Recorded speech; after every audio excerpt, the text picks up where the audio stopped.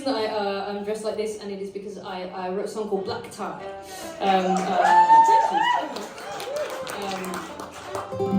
I wrote this song, I guess 5 years ago now, around that time that I was coming up to my 30th birthday. I was thinking back to my teenage years. I was quite an unhappy kid. I was quite an unhappy teenager, especially for quite a lot of reasons that all basically stem from one reason, which is that I was unhappy with the way that I was, right? I was ashamed of the way that I was, the way that I am, by which I mean the fact that I am a butch lesbian, right? I'm a butch lesbian, that's what I've always been, always, right? And, you know, when I was growing up, I didn't really see any examples of women that looked like me anyway. You know, I wasn't really given permission to be this kind of woman by anybody. You know, we really don't celebrate images of butch women in our society. We still don't really today. You know, we definitely didn't when I was a kid. And I was just kind of getting this message from all over society that, you know, this is not an acceptable way to be a woman or a girl. And I always knew, right from when I was really, really young, I knew that this was the only kind of woman or girl that I would ever be capable of being, right? This is all I've got, you know? And it wasn't until I was nearly 30 that I even realised I had the option of not being ashamed all the time. And when I figured that out, I sat down and I wrote this song as a letter to my teenage self, because I was thinking if I could go back in time and talk to that kid, what would I want to say to her? And I realised the only thing that I needed to hear when I was 15 is there's nothing wrong with you. There's nothing wrong with you. That was it, you know? And I've been singing this song, like I said, for 5 years, and what I've learned in that time is that whoever you are, whatever your story is, whether you're queer, whether you're a lesbian, whether you're cis, whether you're butch, whether you're trans, whatever, right? What I've learned is that everybody has a lonely teenager inside them somewhere who needs to hear there is nothing wrong with you, right? So if that's ever been you, this song is for you. And it's got a bit I'd love you to join in with. How do you feel about that, Hobart? It's a bit sweary. Yes. So, yeah. Oh wow. Lots of enthusiasm from the front row for that. They were born ready in Hobart. It's I can't. The thing is, I can't censor it because it's a rhyming couplet.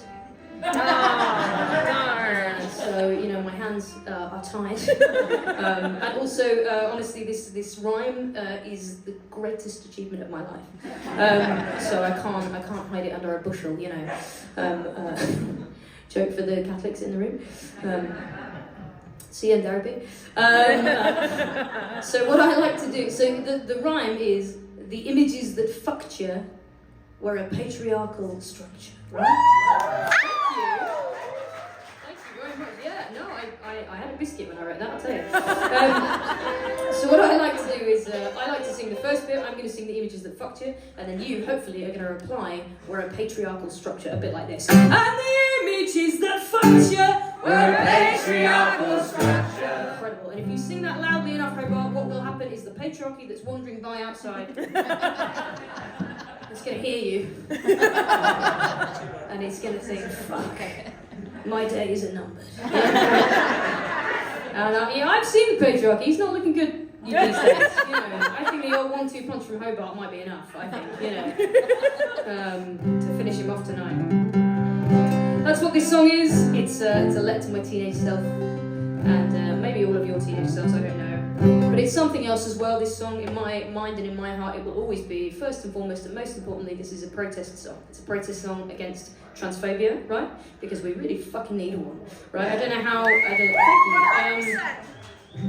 don't know how, you know, far behind Britain you are in your sort of moral panics in Australia, but we're living through a terrible situation in Britain at the moment with transphobia, you know, every fucking day it seems to get worse, right? Like there's a horrible, completely deliberate moral panic been engineered by the right-wing media and the right-wing government to try and vilify and demonise trans people, basically because the government is sort of looking for a scapegoat for their own myriad failings, right? And this is exactly to a T what happened in the 1980s with gay men, right? Exactly the same. It's the same tactics. And it's the same fucking people who were coming after queer people then that are coming after queer people now, right? You see it all over the world, right? It's the same alliance of right-wing politicians and anti-abortion activists and fundamentalists right, who, you know, when they're done with trans people, they're not just going to stop there. You know, they're going to come for the rest of the rainbow, they're going to come for women, they're going to come for women's rights, they're going to come for people of colour. That has always been the way that these things have worked. Always, right? And that's what we have always needed, and we've never needed more solidarity between our minority communities, because we just don't fucking survive without it, right? Either we are all free or none of us are free. That's always been true, and that always will be fucking true, right?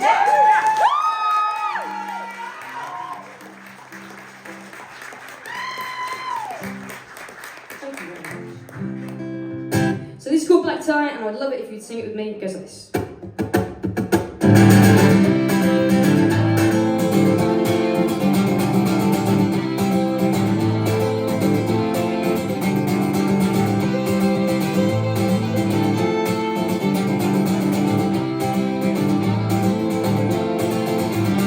Jungle out there.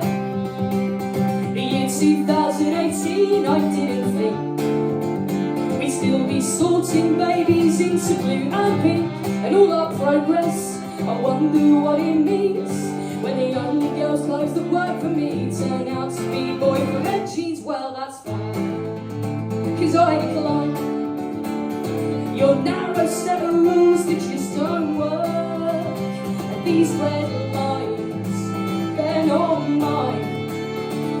If you need me, you can find me ironing my shirt, 'cause I'm in black ties tonight. Get a postcard to my year 11 self in her year 11 hell, saying everything's gonna be alright. No, you won't grow out of it. You will find clothes that fit, and the images that fuck you. And you never will surrender to a narrow-viewed agenda.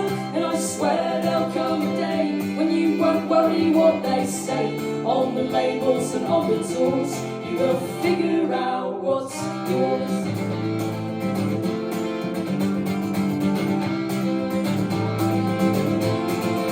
And it's a bloody nightmare trying to fight the spread of bigotry and fear. And that's you noting Piers Morgan into your main career, and all our progress, you know, I wonder who it's for. When I get to other trans lives matter, and all I got was a turf war. Well, that's fine, 'cause I decline your narrow set of rules, they just don't work. And these red lines, they're not mine. If you need me, you can find me ironing my shirt, 'cause I'm in black tie tonight. Get a postcard to my year 11 self in her year 11 hell, saying everything's gonna be alright. No, you won't grow out of it. You will find clothes that fit, and the images that fuck you.